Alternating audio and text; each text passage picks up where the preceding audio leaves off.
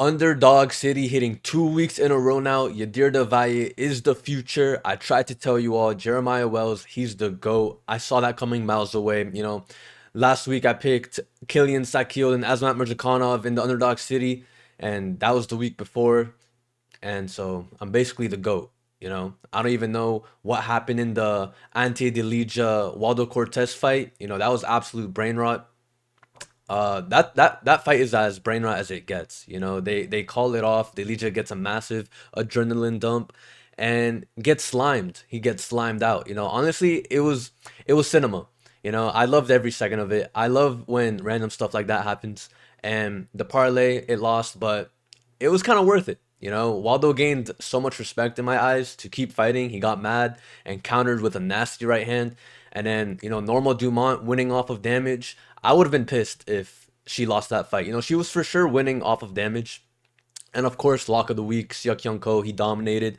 And everyone was saying Ko's striking isn't good, but I've been saying his striking isn't bad at all. His striking is good, man. And of course his wrestling won him the fight, but his striking helped him set up that offense, that wrestling offense for sure, And then Charles Radke, I was telling myself all week, like, why was he only a minus 150 favorite? I was like, bro, this guy should be at least a minus 250 because Daniel Frunza is such a low level fighter and Charlie has proven to be UFC level. In that Chang Ho Lee fight, I think it was really close. I wasn't really paying too much attention to that fight, but every time I looked, Chang Ho Lee had his back. So I don't know if he got robbed there or not, but yeah, it was a great week overall. I'm really I'm happy with how it went. All the most confident picks came through. Underdog of the week, Yadir Davaye. Lock of the week, Young Hyun Ko. The top two safety locks come through. Underdog City with Jeremiah Wells. It was a great friggin' week. We needed that, But yeah, let's continue on with this week where we have Randy Brown and Gabriel Bonfim. So let's continue on with these picks. Hope you guys are doing well. Welcome to this week's prediction episode for UFC Fight Night. Gabriel Bonfim versus Randy Brown, where I'll be predicting and breaking down every fight on the card. So let's dive into the first fight of the night, where we have Jackson McVey versus Robert Valentine. My pick is gonna be Robert Valentine for this fight. I'm not that high on Jackson McVey. He had a tough debut against a decent fighter in Bruno Ferreira, right? But he looked soft on the feet with his strikes, and then he initiated the ground game, then gets reversed, and then gets submitted. He just doesn't seem like a high level fighter. Doesn't have the best fight IQ. Robert Valentine on the other hand, he's 0-3 in the UFC, but he's also been getting matched up against tough fighters, right? Atiba Gutierrez in his last fight, that dude is a freak. Before that, Torres Finney just wrestle fricked him all 3 rounds. And before that, Ryan Loder, he's a decent athlete. Ryan Loder's a decent athlete. I think Robert, he is a good fighter. He's just been getting unlucky with the matchmaking, and he's a dangerous striker with some serious power in his hands. Plus, he has 6 submission wins on his record and only 3 knockouts. He's a capable grappler for sure when it comes to lower level competition, and he's tough and he's durable. And I'm just not sold on McVey at all. Especially with what we saw in his debut. So, and if you take a look at the fighters who Jackson McVey has beaten in his career, it's probably the most embarrassing lineup you've ever seen. It's like it's only like he would have had a tougher matchmaking fighting the elderly, and when it came to UFC level fighters, he looked way below average. But with Robert Valentine on the other hand, at least we've seen him fight back. I like what I saw in his final moments of the Torres Finney fight. Towards the end of the round, he was still pressuring forward, bringing the fight to Finney, trying to finish him, and landed some shots on him towards the end of the round, I believe. So in the regional scene, Jackson McVey, he's looked decent. He looked nasty in the clinch, has high finish rates, great submissions. But again, the level of opposition he faced was way below average. And I've enjoyed what I've seen from Robert despite him losing all these UFC fights. I think we're going to see Jackson look to get his kicks going, try to close the distance and get the clinch or set up the takedowns. But I just think he's too soft in his striking. Robert's going to be able to keep this on the feet, leverage his own striking, and he has decent cardio as well. This is a major step down in competition for Robert. And I think we'll finally be able to see what he's about in a matchup that somewhat favors him. I think we'll be able to see just how dangerous Robert can be. Because I just don't think McVey has the highest fight IQ. I think he has low fight IQ, and I think his striking defense is poor. In that debut that he had, it was just such a weak showing. So while Valentine, he's 0-3 in the UFC, again, he's faced tough UFC competition. He's a dangerous striker with underrated grappling. So I just think Robert has more grit in him, stronger striking, and McVey, I just think he's too soft and untested when it comes to this level. So moving on, we got our next fight: Tecia Pennington versus Denis Gomes. I'm gonna pick Denis Gomes to win this fight. I'll pick Denis Gomes. I'm pretty high on Denis Gomes. She's only 25 years old, 3 fight win streak. Seems like she's learned from her losses.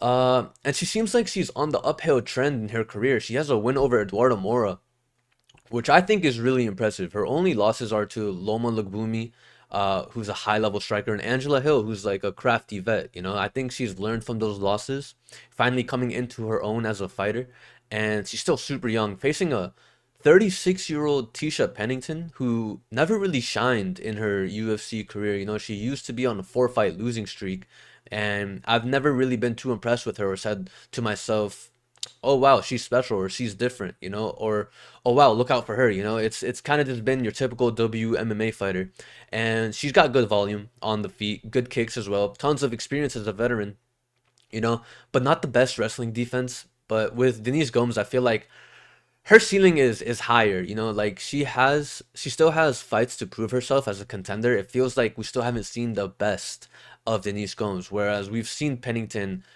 kind of hit her ceiling, and I don't think Pennington is going to get any better than the fighter we've seen her to be these past few years. I feel like Denise Gomes is growing, getting better. She's got aggressive and calculated striking. She's heavy. She's got a heavy pressure style and decent power that separates her from a lot of these other strawweights. She's a decent grappler as well, really tough and still growing as a fighter, like I said. So, Tecia Pennington is going to come at her with a high pace of strikes. Constantly moving forward, trying to get Gomes on the back foot to neutralize Gomes's power. But Gomes has that power threat. She can definitely holds more power in her shots, and one blow can change the tone of the fight. Gomes can cut off the cage, look for powerful shots to neutralize the volume coming back at her. Mixing shots to the body, and Gomes is more willing to initiate the clinch, right, and try to go for takedowns as well, which can also be a difference maker on top of her powerful shots, right? So one thing I'll give credit for Tecia Pennington is that she's never been finished, right? She's really durable, and I think that's due to her movement, always moving, not being stationary, and she also has the experience on her side. So we gotta be wary of that crafty vet side of her, right? But I'm gonna say Denise is going to be able to land the heavier shots, use her youth, her athleticism, her momentum, and use Tecia as a stepping stone in her career. I don't see Ticia's movement and volume being enough to override the power and willingness to grapple of Denise Gomes, Because, well, Tecia Pennington, she's a veteran. She has high volume. She has good movement. I think her ceiling is limited, and she's fading in athleticism. We've seen the best of her, and it's not really been too impressive. While Denise Gomes, 25 years old, powerful striker, improvedly, uh, im- rapidly improving is what I meant to say. And she's a willing grappler. With a high pressure style. I'm gonna pick Denise Gomes. She's got the youth, the power, the aggression to override Ticia's volume and experience. Right. So moving on to our next fight, Miles Johns versus Daniel Marcos. I'm gonna pick Miles Johns to win this fight. Excuse me.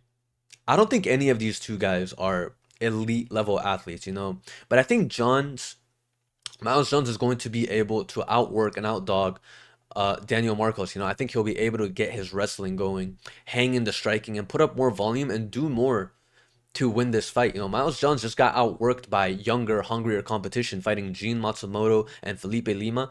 Daniel is going to be a year older. Daniel Marcos is going to be a year older than him, Miles Jones, right? Johns is coming off of a close fight with Gene Matsumoto where he was mainly looking for takedowns and control time, whereas Matsumoto was relying heavily on his striking and his heavy leg kicks. You know, that's the type of fighter that Miles Johns is. He's got the wrestling foundation and pretty much tries to implement that in his fights, you know, but he can get outstruck, which is why judges usually don't favor him in the scorecards.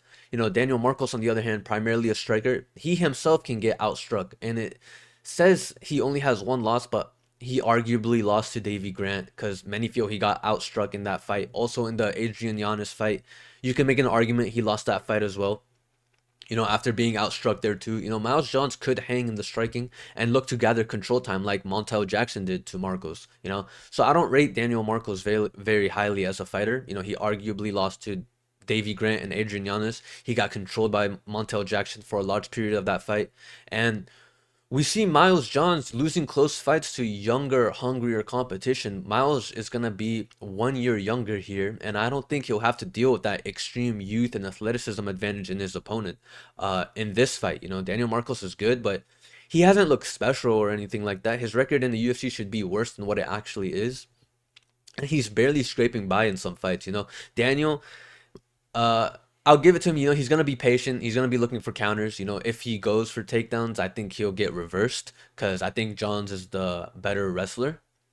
You know, I think Johns will be able to close the distance, secure takedowns, and he's been very explosive and strong in the clinch. You know, he has a simple and effective striking style, you know, which is enough to hang on the feet here. You know, I think he has the better cardio as well. You know, we've seen Marco slow down in the third round, so I think Miles Johns is going to do enough to wear down Daniel Marcos with the wrestling, using his striking to set up the wrestling. You know, coming off of two losses as well to two young, hungry competitors, I feel like this is a good bounce back spot for him. You know, because he's got that explosive wrestling. He's got decent striking. He's strong in the clinch and solid cardio. You know, Marcos, he's gonna be a patient counter striker. Struggles against uh, pressure and takedowns. You know, plus he has questionable output. You know, Miles Johns, I'm gonna say he mixes in the wrestling and striking and gathers up control time, outworks Marcos in a grindy fight. You know, so pick is gonna be Miles Johns. Moving on to our next fight. Mayra Bueno Santos versus Jacqueline Cavalcanti. The pick is going to be Cavalcanti, Jacqueline Cavalcanti. So just based off of their records, you can see who's the superior fighter almost. You know, Cavalcanti has been perfect in the UFC. Four straight victories in the UFC, currently on a 7 fight win streak. Even has a win over Melissa Croden, who Melissa Croden seems like a great fighter. You know, just made her debut, looked great, and Cavalcanti beat her. You know, Mayra Bento Santos has been in the UFC much longer, but hasn't shown any promise to be anything special. You know, she never really got her stride going.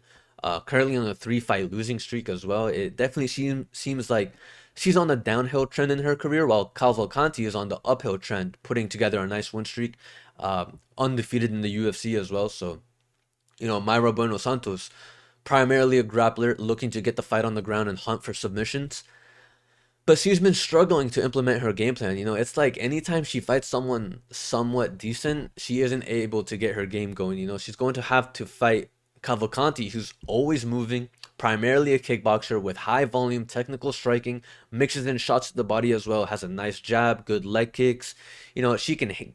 Cavalcanti, you know, she can get hit at times, but that's not something I think Bueno Santos can capitalize on. You know, I think Cavalcanti will be the superior striker, along with having great takedown defense, you know, as well, which will allow her to keep this fight on the feet, you know, where she wants it, right? And she's been looking good recently, you know, coming into this fight with momentum. I don't think Bueno Santos is high level enough to derail Cavalcanti off of her win streak right now. You know, I think Cavalcanti striking is enough to overwhelm someone like Bueno Santos. You know, she has a really high output, always moving around the cage, like I said, you know, able to defend takedowns, and I think she can outpoint her, you know, all throughout the fight, or even find the finish on the feet. You know, I don't see Bueno Santos having success in implementing her takedowns here at all. You know, on top of that, Bueno Santos, her cardio is questionable, you know, as well.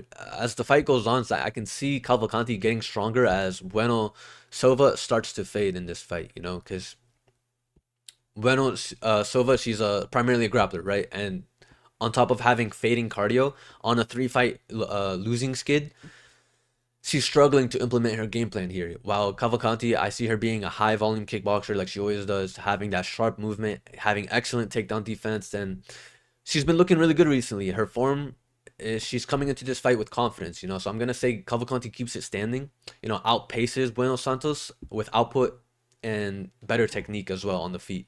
I think she's gonna look like the much cleaner striker. Um, oh, right. Moving on to our next fight, Josh Hokit versus Max Gimenis. I'm gonna pick Josh Hokit to win this fight. So Josh Hokit actually just fought like 2 months ago on the Contender Series where he scored a second round TKO. Excuse me. And I'm pretty sure he said some controversial things on the mic. I saw some clips of him saying some out of pocket stuff, but I don't remember what he said. I just remember people were like trying to cancel him or something like that. So the thing is, he isn't afraid to speak his mind. He seems like a fun guy on the mic, and you already know the UFC loves people like that. So I'm sure they're gonna want to promote this guy and give him favorable matchups and try to get him to get some dominant finishes so he can keep talking his talk on the mic, and that's pretty much what it seems like they're doing. They're giving him someone who is making their debut, and it's pretty much going to allow Josh to implement his game plan on him, right? So, and it's looking like he's going to be able to have another dominant finish, get on the mic and start promoting himself as a fighter, because that's what the UFC is really trying to do here. Josh, he's got some powerful takedowns, heavy ground and pound, solid submission game as well. He's super athletic. He played college football and wrestled at a high level. So he's got good athleticism with a background in wrestling, which makes him a dangerous opponent to deal with. He's got 100% finish rate in his career, 3 subs and 3 knockouts. He's aggressive and puts up a fast pace early on. He usually is using his striking to set up his takedowns, and that's where he's best at, getting the fight on the ground. And he's fighting Max Gimenis, who really just seems like such a low level fighter, just from the resume he has. The wins he has in his career are to the lowest level competition you can find. And on top of that, he's been TKO'd by someone who's 2-4 in their career. So if this doesn't seem like a layup type of fight, I don't know what is. Max is a fellow big guy. From what I've seen in the pictures, he seems like a big guy. He might even be bigger than Josh, in this matchup. He's pretty much the same type of fighter as stylistically as Josh, but at a much lower level, and he's not as athletic. He's looking to get the fight on the ground, and that's primarily where he shines. He's got good jiu-jitsu, and he physically looks like he should be a good fighter, but I don't think he's high level, right? And he hasn't had an opponent to prove himself on. So if he gets a win over Josh, that would be huge for him. That's a big opportunity for him. But I think Josh can do everything he can, but just at a much higher level. I think Josh will be able to impose his grappling, get the takedowns, overwhelm him with ground and pound, and get an early finish. I wouldn't say Max Jiu-Jitsu will be anything Josh has to fear or is something that he has never dealt with. Both fighters are primarily unknown. That's kind of the red flag about this fight. Both of them making their UFC debut. I just think Josh has the hype behind him. He's the much more promotable fighter. I think he's much more athletic in terms of these two guys. And this should be a matchup where he pulls through and wins his UFC debut and remains undefeated against someone who just got against someone who got TKO'd by a 2-4 fighter. So I'm gonna say that Josh Hokit uses his explosive wrestling, maintains that strong top control. Plus he's got 100% finish rate in his career. He's got that heavy ground and pound style. While Max Gimenis, he's got the low level competition resume. He's got poor durability. He's a basic grappler. I think he has slow reactions. So I'm just gonna say that Josh is gonna be able to ragdoll him, dominate the groundwork, and finds an early TKO or submission in this matchup. Should be a confident pick. Moving on to Adrian Yanez versus Cristian Quinonez. I'm gonna pick Adrian Yanez to win this fight. Both of these guys aren't gonna be fighting for a title anytime soon, to say the least, right? They've been looking pretty mid. The only difference is Adrian Yanez has been looking mid against better level competition. Yanez has been in the UFC for a while now, and when he first got here, it looked like he had some real promise. This guy was on a 9-fight win streak But recently, in his last 4 fights, he's only won one of them. He's 1-3 in his last four. And the one guy that he did beat is on a 4 fight losing streak and got cut from the UFC. But we have to cut him some slack. The guys that Yanez has been losing to are pretty decent. He got TKO'd by Rob Font, TKO'd by Jonathan Martinez, lost the decision to Daniel Marcos, and pretty much a kickboxing fight. Luckily for him, he isn't fighting anyone on that level in this fight. I think we'll be able to see the old Yanez we used to see. The slick moving, elusive striking Yanez we saw when he first entered the UFC. Because he's fighting Cristian Quinonez, who he's no slouch, but definitely not on the level of the guys that Yanez has been having trouble with, right? The thing is, Cristian Quinonez, he's on a 2 fight losing streak. Sorry. But it's 2 fights where he's been submitted, right? The thing about this fight is that he doesn't have to worry about being submitted. Yanez is going to give him the fight that he wants. Both of these guys want to strike. Before getting submitted back-to-back, Cristian Quinonez was on a 5 fight win streak in the regional scene. And that win streak includes his UFC debut, where he got a knockout early in the first round, right? So we'll see just how good Cristian's striking is, because if he can outstrike someone who's pretty much a veteran in the UFC by now, that would be a huge statement for him. So this is a big opportunity Cristian can take advantage of, because he won't have to worry about getting submitted in this matchup. So he's athletic and still has so much potential. So this is going to be a fun fight. Both guys looking to strike. They're gonna put up a show. I have more faith in Yanez because he's proven at a higher level. He was on a 5 fight win streak in the UFC before facing top level opposition. So we don't know what Cristian looks like when it comes to this higher level competition, like Yanez, right? So I have to have more faith in Yanez to be able to take care of someone as unproven as Cristian Quinonez is, because Yanez, he's got that slick, polished boxing style with good speed and power, high volume in his offense. He's got knockout power. Of course, when it comes to higher level competition, he's been vulnerable to counter punches like what we saw in the Rob Font fight. I'm going to predict that Yanez is more precise with his boxing in this matchup, puts up more volume on the feet, and exploit the striking defense of Cristian Quinonez, who doesn't have the best striking defense. We saw him get dropped by Raoni Barcelos in his last fight, which was a good fight. Cristian, he usually starts out being long, keeping the fight at a distance, maintaining range. But I think over the course of 3 rounds, Yanez is at a higher level enough to outstrike him with better boxing skills. Cristian might even go for takedowns here, but I think Yanez will be able to keep this fight on the feet for the most part, and both guys are going to want to put on a show on the feet for the most part, right? So, because we know that Yanez is a polished boxer. He's got slick movement. He's more proven against top level opposition. And he's got a pretty solid chin, I would say. He's been knocked out before, but he it seems like he's durable. Quinonez, he's the long striker. I think he's got questionable defense, and he's coming off of back-to-back submission losses. Of course, he doesn't have to worry about getting submitted here, but I'm gonna say that Adrian Yanez has the sharper hands, puts up a higher pace, and his precision is going to allow him to dictate where this fight goes. His striking is going to be able to win him a decision here or find a knockout. So pick is Adrian Yanez. Moving on to our next fight, Hyder Amil versus Jamall Emmers. I'm gonna pick Hyder Amil, because Hyder Amil is a dog. He comes forward, pushes the pace, comes in guns blazing, but that's essentially what costed him in his first career loss last time out versus Jose Delgado. I picked Delgado to win there because most opponents who fight Hyder use a lot of footwork to avoid getting in a firefight with him or a brawl with him, but the thing about Delgado is that he meets you in the middle. He doesn't run away. He charges forward as well with accurate, powerful shots, but Hyder, he's a relentless striker with serious power in his hands, mixes in takedowns when he gets the chance as well.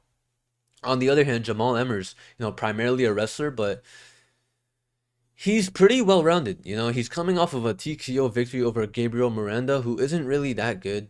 I think Hyder is going to push a frantic pace on him, look to land powerful strikes, utilize the clinch position as well. You know, I think that he'll be able to test Jamall Emmers' chin, which has been exposed uh, as kind of suspect. You know, losing 3 fights by knockout already. You know, I think Jamall is going to try to utilize his wrestling here.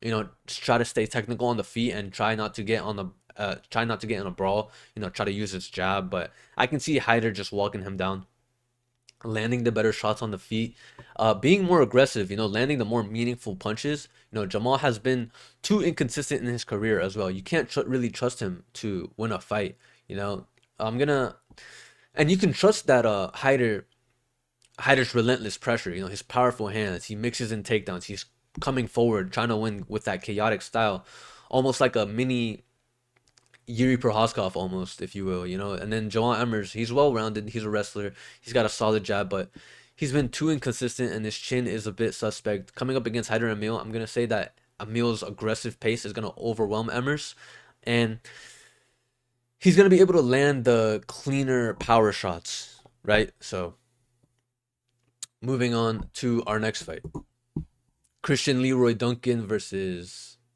Marco Tulio. This is a fun fight.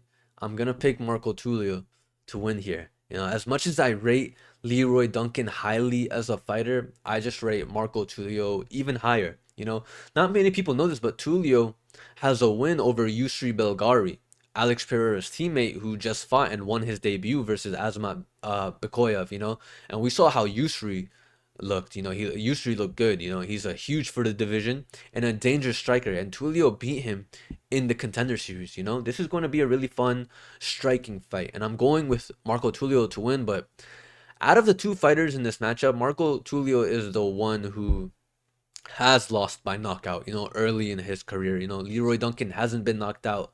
Uh, he's never been knocked out ever. You know, I think Tulio might be the better striker nowadays. You know, I don't see Marco Tulio getting knocked out here.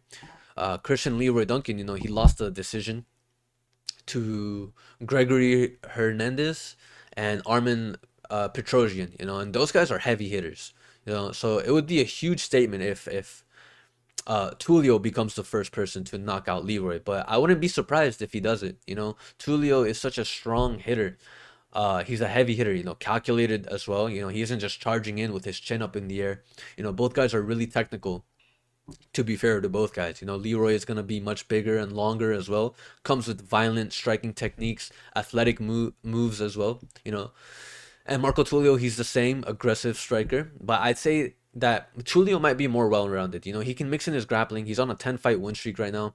I worry that he may get overpowered or overwhelmed by Leroy's height and size, but Tulio doesn't seem like the type to get phased by that. And after all, he beat Yusri Belgari, who's like 8 feet tall, right? And I think Tulio is going to press forward, be aggressive, close the distance with his boxing, so that Leroy doesn't get to use his leg kicks going. He doesn't get his leg kicks going, you know, while also having the grappling advantage as well in this matchup, you know, for Tulio. So Leroy is going to want to keep this fight on the outside, use his reach to strike from a distance, keep it at range. But I'm going to say the pressure from Marco Tulio is enough to override that. And I think Tulio's boxing will allow him to close the distance and land the better shots. You know, because while Duncan is tall, athletic, he's a flashy striker, good distance control, and he's durable, I just think the aggressive boxing power uh, from Tulio is going to allow him to win this fight. You know, he's more well-rounded. I think he's going to be able to close the distance effectively, and he's going to use his pressure and boxing volume to edge out Duncan. Uh, while Duncan's kind of just trying to keep it on the outside and keep it at range and work from the outside, I think Marco's gonna be landing the heavier shots, closing the distance, coming in the inside. You know, so yeah, moving on. Muslim Salikhov versus Uros Medic. I'll pick Uros Medic to win the fight. You know, but Muslim Salikhov, you know, he just busted everyone's parlay earlier this year. You know, he was a massive underdog versus Carlos Leal, and at 41 years old, he landed one of the cleanest right hands I've ever seen. A flush overhand right and knocked Leal out. First person to knock out Carlos Leal ever, I'm pretty sure. You know, one of the craziest things you've ever seen. He stayed composed, even though he was being pressured and hunted down by Leal from the opening bell. Uh, Salikhov was patient, found the right hand shot, and let it go. I picked Uros Medic to win his last fight versus Gilbert Urbina because I didn't see a knockout threat from Gilbert, and I feel like Uros would be able to take his best shot and then land a power bomb of his own, and that's exactly what happened. I've always said that Uros is a great fighter, but he just needs to string together a couple of wins. I feel like he has some serious potential uh, to put on a nice win streak. I think in this matchup, Uros will be much more calculated versus Muslim Salikhov, unlike Carlos Leal, who showed no respect in the striking and paid the ultimate price for it. But even if Uros Medic is measured and calculated in his striking and managing distance well, I still feel like Salikhov has potential to hurt or even drop Uros Medic. Obviously Salikhov, he still carries some serious power in his shots, but I think the footwork and the movement and the athleticism is going to be the difference maker here. If Carlos Leal would have played it smart and didn't rush forward with his chin up in the air looking for the knockout, he probably could have outpointed or outstruck Salikhov and eventually found a knockout shot. So I think Uros has the tools to do that. I think he'll be able to use his athleticism, his footwork, his movement here to help him win this fight. And Uros, he carries some serious power himself as well. Don't get it twisted. Uros packs a serious punch. I think both guys have potential to hurt one another early in the first round here, but as the fight moves forward, I think Uros will be able to outwork him with his kickboxing skills. It's the logical pick. I can't pick a 41-year-old striker to beat a 32-year-old striker. I'm going to say Uros puts the pressure on in a more measured way. Both guys looking for the knockout. I'm going to say that Uros lands the better shots on the feet, but Salikhov 100% has the power to shut anyone's lights out with the right shot. But he is 41 years old. He's a counter striker. He still carries serious knockout power. But Uros Medic is a younger, athletic, explosive, smart movement, strong finishing instincts as well. So I'm gonna pick the younger fighter here, the quicker fighter here, the one who's gonna be able to manage the distance better and win the striking exchanges better. So I'm gonna pick Uros Medic to win. Probably won't bet on him. You probably shouldn't either. Moving on to Ricky Simon versus Raoni Barcelos. The pick is Ricky Simon. I think Ricky Simon is an absolute tank. He just seems so locked in right now, and it's like he's on a mission. Excuse me. He was on a 3-fight losing streak to Song Yadong, Mario Bautista, Vinicius Oliveira, all decent names that he's losing to. Then comes back and knocks out Javid Basharat and mauls Cameron Smotherman. I think he's a dangerous fighter at this time in his career. I think his style, it's difficult for everyone. He even has a win over Marab a while ago, right? In Marab's debut, I believe it was. His style of aggressive pressure with his wrestling, mixing in his boxing, along with his insane gas tank, he has potential to really become a problem in this division. And Raoni Barcelos isn't some can. He pulled off that upset win over Payne Talbot as a massive underdog, where he was taking Talbot down at will. Whenever he wanted, he would just take him down. He just beat Cody Garbrandt as well, using his wrestling, mixing in his striking. Barcelo, right now, he's on a 3-fight win streak. But I feel like Ricky Simon is a step ahead of those 3 guys that Barcelos beat. Maybe not Talbot, but we still have to see if Talbot comes into his full potential. We still have a lot more to learn about him. But Ricky has a ton of experience. I think he is better than most of the guys that Raoni Barcelos is beating. He's Ricky's a smart fighter, as well. He's super hungry right now. Both of these guys, Ricky and Raoni, they have great cardio. They're always looking for the takedown. So this is going to be a great fight. I think Ricky is going to be the stronger fighter. Obviously, he has relentless cardio and pressure, but he packs a serious punch as well. He's got power in his hands, like we saw in the Basharat fight. And I think that power threat will be able to help him in utilizing his wrestling here. And I don't think Barcelos counter wrestling or sweeps will be enough to work on someone as high level as Ricky. Barcelos is going to need to throw a ton of leg kicks, use his technical striking on the feet. But I don't think that's enough to override the force and the pressure and volume of Ricky Simon. I think Ricky's pressure is too overwhelming, and Barcelos is going to hope for Ricky to make a mistake to try to capitalize on him, while Ricky is just going to be on the gas the whole fight. So Because Ricky has that relentless wrestling style, with big power as well, endless cardio, and he's in this form, like in a strong comeback form. He's locked in right now. While Barcelos, he's a skilled grappler, sharp boxing, but he isn't as explosive. Decent gas tank. But I'm gonna say that Ricky Simone's non-stop pace, while mixing in his striking and wrestling, is gonna be enough to break Barcelos in this matchup. So moving on. Chris Padilla versus Ismael Bonfim. I'll pick Ismael Bonfim to win. It's hard to see Ismael Bonfim losing this fight, considering his brother's in the main event. You already know he's training super hard to win this fight. He's training super hard for this fight card, right? Coming off of a loss, which was kind of an early stoppage. But Chris Padilla himself, he's an absolute dog. Chris has 3 fights in the UFC, has won all of them. His win over Zhu Rong has aged really nicely as well. And Chris isn't someone you ever count out of a fight. His striking is good. He puts the pressure on, and he's an effective grappler. But I think Bonfim can match that. Bonfim, he starts aggressive, looks to land powerful shots from the start, has a background in Brazilian Jiu-Jitsu, has athleticism, speed. I think that's going to be the difference maker here. I think Bonfim's speed and his movement will allow him to move in, and it'll allow him to move in and out and hit and not get hit. I feel like he should be the superior striker here. Chris Padilla might try to close the distance and utilize the wrestling in this matchup, but I think Bonfim can avoid that. Using his superior striking techniques, use his speed, his knockout power, as a threat to maintain distance and capitalize on Padilla's openings. I don't think Padilla's wrestling will be enough to override all that athleticism and speed from Bonfim.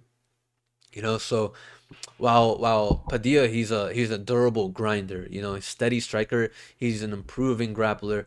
I just think Ismael Bonfim, he's an explosive athlete. He's got fast hands, sharp boxing, BJJ background. So I'm gonna say that Bonfim's superior speed, his precision, and his composure is going to allow him to win the striking exchanges in this matchup.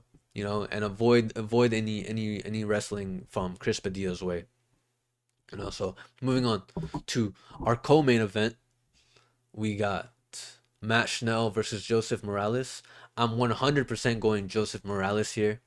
We've seen everything that Matt Schnell has to offer at this point, in his career. So many UFC fights and never really got a solid win or a standout performance, never had a breakthrough fight, and now has lost 3 out of his last 4 fights. He puts up a high pace. He's an aggressive grappler, high volume striker, but he's not operating at a high level. He's too chaotic and he isn't durable at all. In his last 8 losses, they've all come by finish. This guy's either getting knocked out or submitted in almost every loss that he's ever had.